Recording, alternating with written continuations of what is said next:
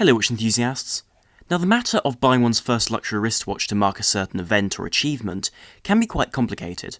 And the reason for this is that some of the more well-known brands such as Rolex and Breitling offer a lot of watches which simply cost too much as a sort of a first entry-level luxury timepiece for many to consider. And so as a result, there are a lot of brands which offer fantastic value with luxury quality for between £1,000 and £3,000, which I think is quite an excellent place to start as far as buying something which really is very high quality, but also which is from a reputable brand, is relatively simple to service, and which won't cost the earth as far as maintenance goes over the years, which is a marked problem with some of the higher-end chronographs and indeed in-house models from a lot of brands. And so today I would like to discuss a few watches which fit into this category of relatively affordable, very high quality, and easily maintained and inexpensively maintained watches from reputable brands. However, before I begin the video, I would like to encourage you all to join the Watch Guys, which is my group on Snups, which is a social media platform where you can share pictures of your collections and interests, and where you can discuss matters of horology with myself and indeed other enthusiasts, and where I'll do my utmost to reply to any of these inquiries. And for today's picture from this group, we have Sebas's gorgeous Sinn 103 with the aged patinaed loom on it, which I think looks absolutely tremendous and is one of those wonders of horology which have endured such a long period of time and offer so much to a technical owner as well as someone who simply enjoys vintage chronographs. Now the first watch in this video comes as very little surprise, and this is the Sinn 104. It's a piece which has been talked about very extensively by a great deal of people who are into watches, and it's really quite a beautiful device. This is a piece which is based on the pilot's chronographs of the 1950s, 60s, and this design would have been from the 60s and 70s, especially the design of those lugs which sharply curve down towards the case with those cut bevels on them which look really absolutely fantastic in this fully polished stainless steel finish. The crown is also protected by small crown guards and is very nicely signed with the Sinn S on the top. And Sinn were a brand founded in the 1960s with the intention of being the best as far as producing practical watches for genuine pilots. And these watches, as a result, were extremely popular and still are extremely popular, and were founded by Helmut Sinn, who was a blind flying instructor, and so as a result one can see why having an accurate instrument would be so important. And this watch is not a chronograph. It was actually designed off that principle, but now loses that chronograph function in favour of simply being a three-hand day-date watch. Now in terms of dimensions, this watch is 41mm by 12.5mm in size, making it a modestly sized sports watch, but one which is nonetheless not going to disappear on the wrist. Its case is stainless steel, as I've said, and is beautifully polished throughout, apart from the case back and the back of the lugs, which are brushed to give a more matted finish, but more on the case back in a bit. Now, sitting atop the watch is a bidirectional bezel,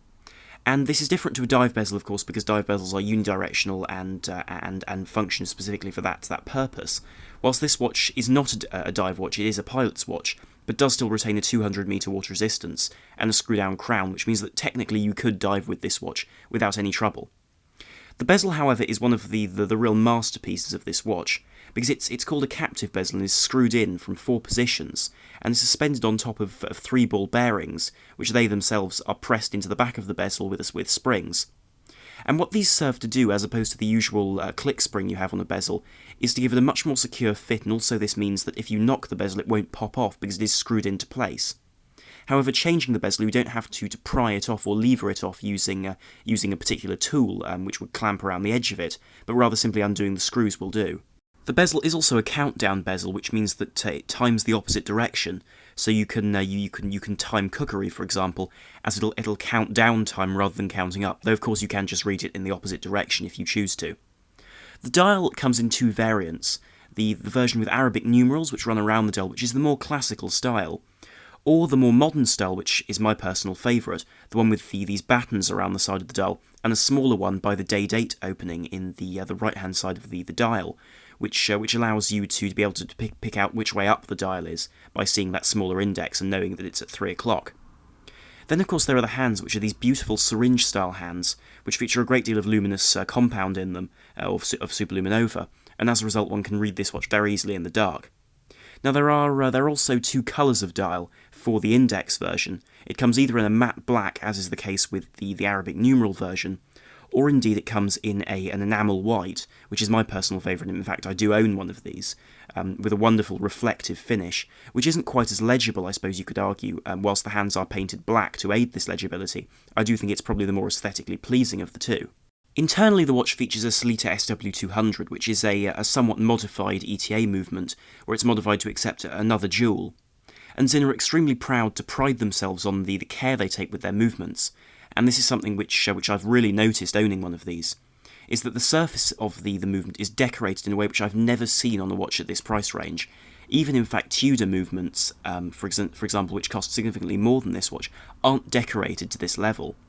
Whilst all the plates that are visible and there is also a gold Sinn signed rotor on this watch, give a wonderful lustre that can be seen through the exhibition caseback of this watch, which thanks to its indentations for removing the caseback, appears somewhat like a porthole. And they do take a great deal of care regulating these movements as well, because mine I've found to be accurate to less than a second a day, which is frankly unheard of for watches of this price range, and which I'm extremely pleased to say Sinn do take the care to produce, because they do produce genuine technical watches for professionals, and so as a result they have to be extremely accurate.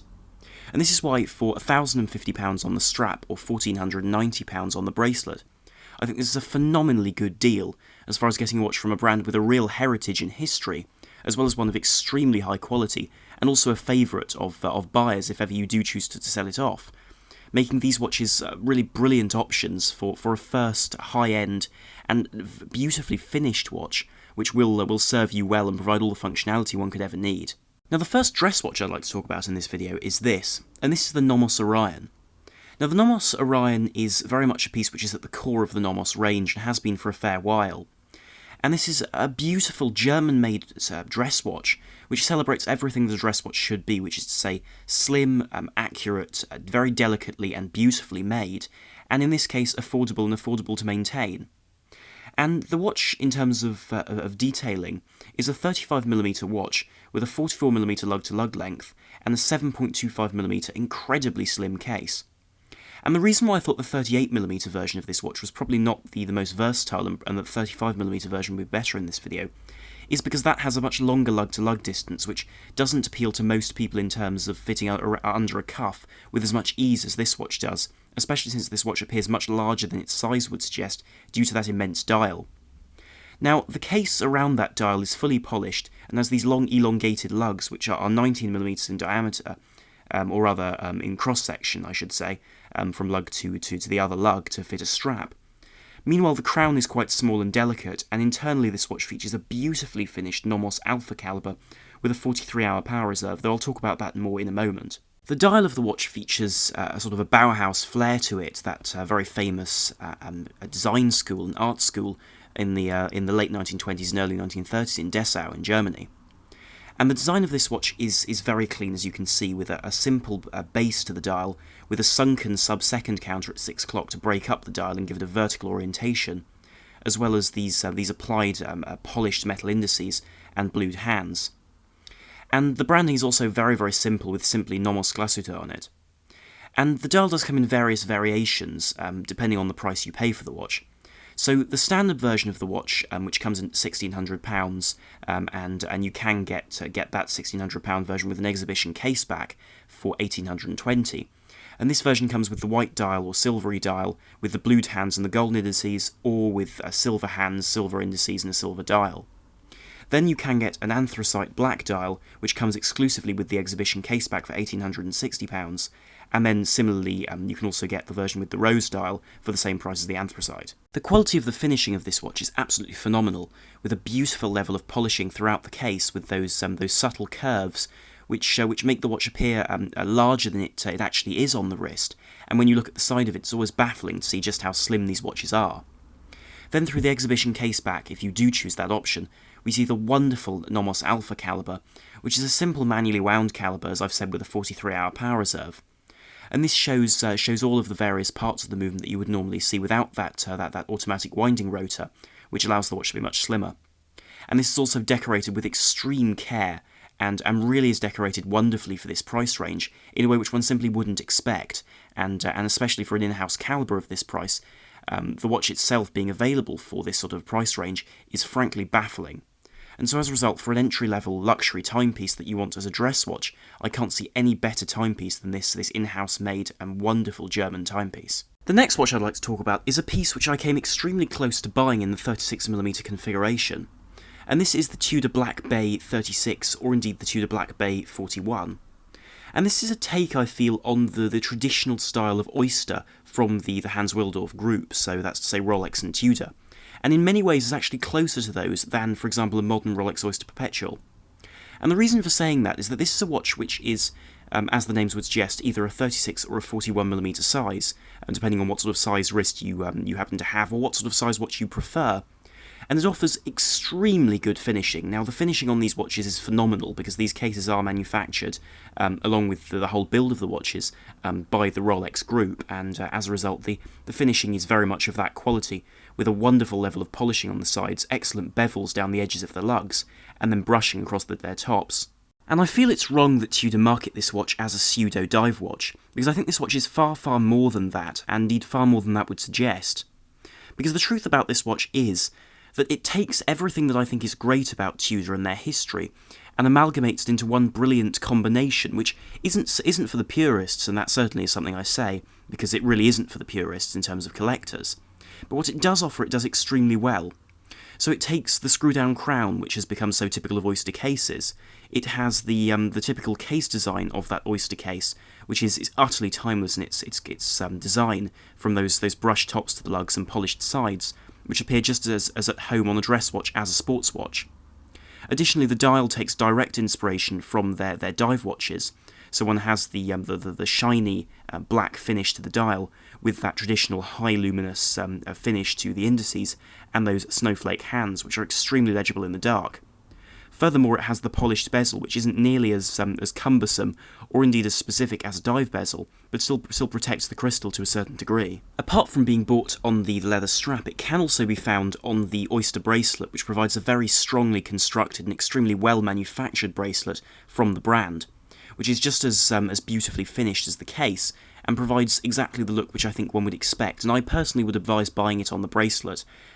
It's not quite like something like a Heritage Ranger, where the bracelet is a very acquired taste. In this case, I certainly would recommend buying it on the bracelet, because it means you can swap out your own strap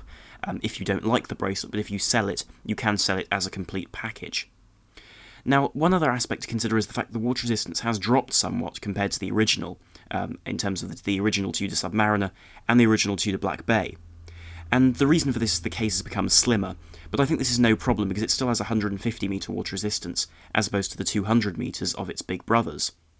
And as a result, it still works as a sort of a pseudo-dive watch, despite not having a bezel, and I would say you can use this in any sort of recreational water situation, with the possible exception of saturation diving, which this watch simply wouldn't be appropriate for. But otherwise it is still water resistant to 500 feet, which I think is more than the vast majority of us will ever need. And internally the watch features an ETA 2824, which is by no means the most illustrious of movements or the most revered, but I think should be in terms of being a very, very long-lasting movement, and one which doesn't admittedly have the 70-hour power reserve of their modern movements, and indeed doesn't have the chronometer certification. But what this does gain is the fact that if ever you need to have this serviced, you can have it serviced by pretty much any serious watchmaker, and you don't have to send it back to Tudor specifically if you wish to not do so. Additionally, the service prices will be much, much less on this watch than paying the equivalent for having Tudor service the in-house movement, which is another benefit of this style of watch. And what this watch offers is a wonderful piece which provides you with both the ability to use it while swimming, whilst enjoying yourself skiing, for example, or doing any of these outdoors activities without any particular worry about the watch. But then there is also the aspect which is to be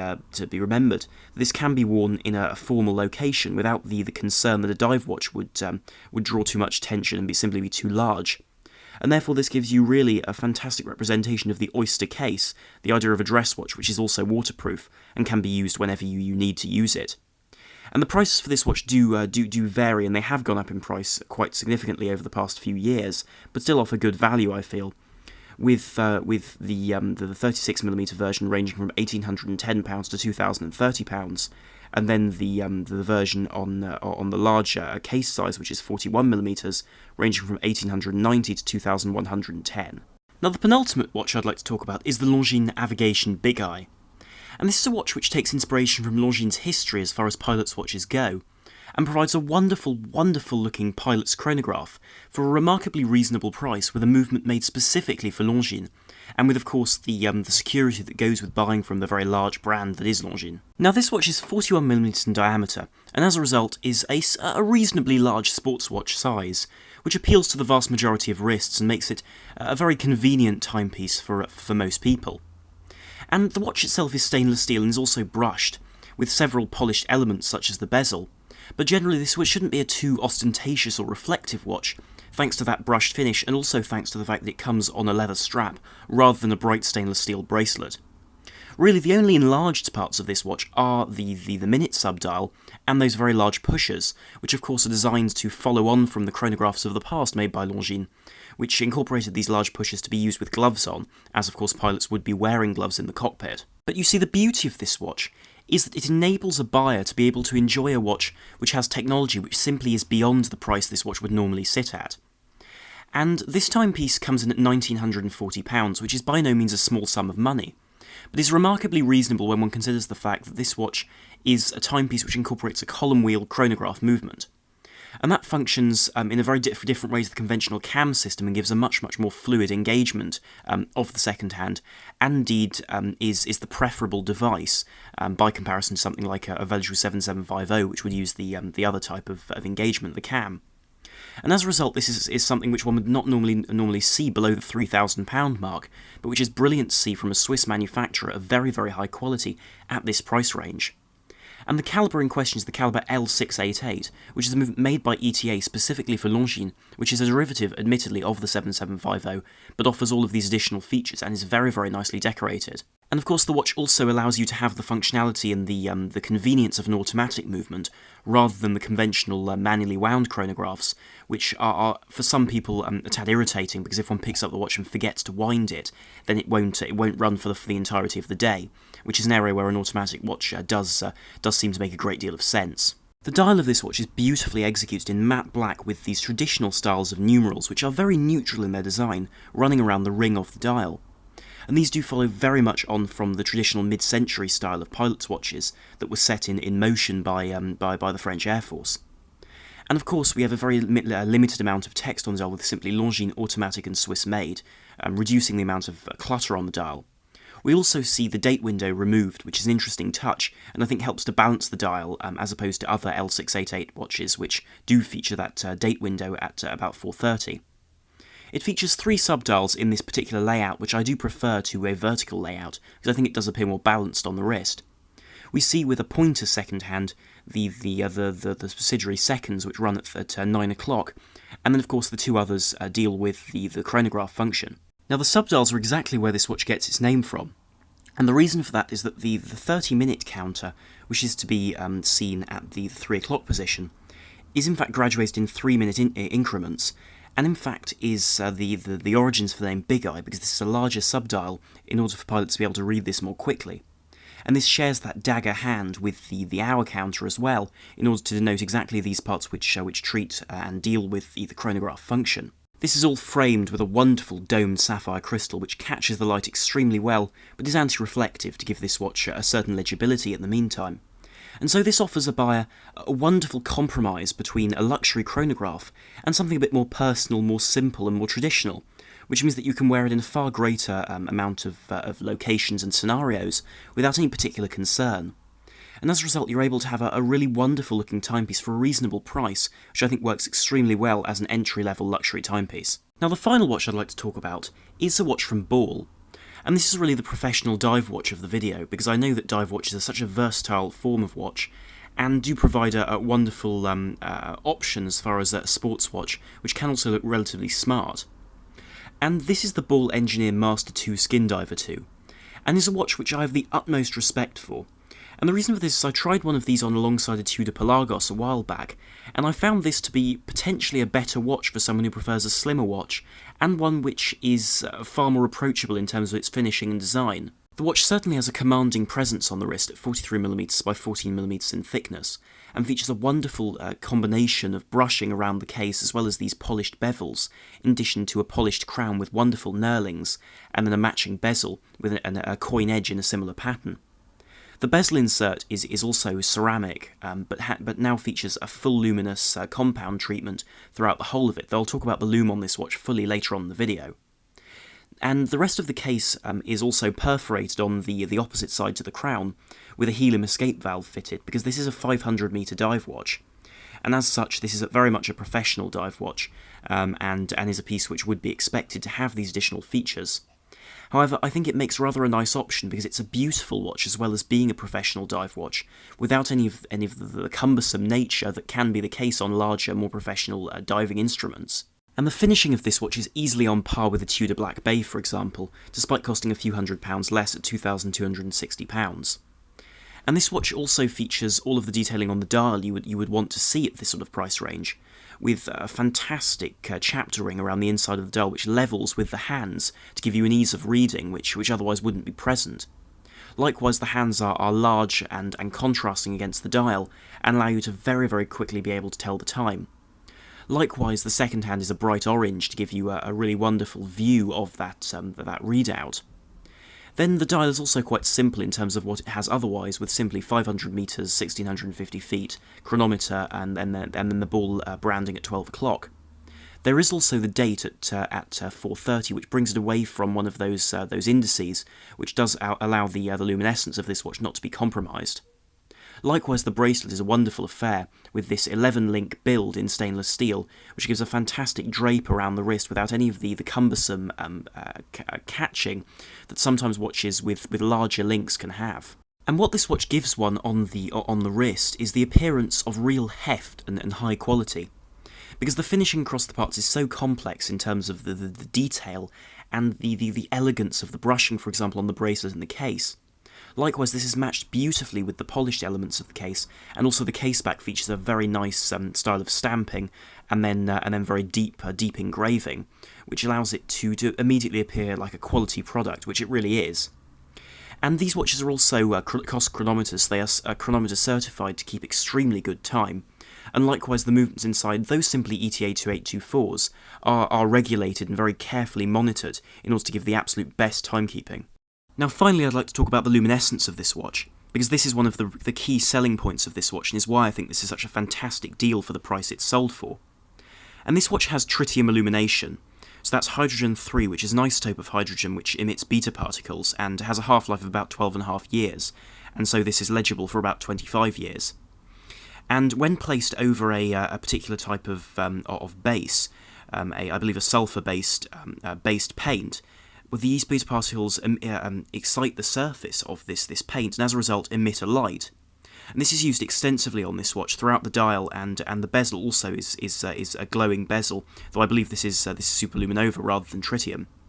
And the bezel glows a very bright blue, whilst the hands and most of the indices, which are double-sized tritium tubes, which are normally much smaller than these, glow a clear green, whilst the 12 o'clock one glows orange. And this allows you to very quickly tell out the time, even in the darkest of situations, which is why I think this is potentially a better option for a dive watch than indeed something like superluminova, because often these very long extended dives that one hears about, during which time someone is using a watch at depths where there isn't light, very often these last much longer than you would expect tritium to, or rather superluminova to last, thus making tritium a very, very attractive option. This, combined with this watch's extremely high shock resistance, makes this watch a phenomenal package as far as a full dive watch. As far as an entry-level luxury watch goes, it does seem to offer a lot more than some of its luxury competitors, with a movement which can very easily be serviced, unlike the in-house calibers seen in a lot of its competitors.